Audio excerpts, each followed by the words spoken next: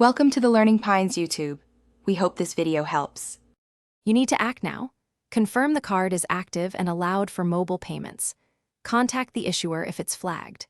Next, make sure your device runs the latest iOS, your Apple ID is signed in, and two-factor authentication is on. These items enable secure provisioning. Once done, remove the invalid card from Wallet and immediately attempt to re-add it by tapping the plus icon and following the bank's verification prompts. This initial sequence resolves most provisioning failures quickly. Once the basic re-add fails, dive deeper. Switch network types and disable any VPNs or proxies because secure token exchange often fails over filtered connections. Make sure the billing address, card expiration, and CVV exactly match the issuer's records, and that the name matches your Apple ID.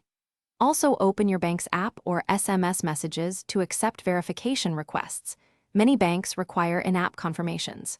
If you see error codes, note them. They indicate whether tokenization, identity, or issuer block. To finish, force restart your device, sign out of your Apple ID, then sign back in and reapply any pending iOS updates.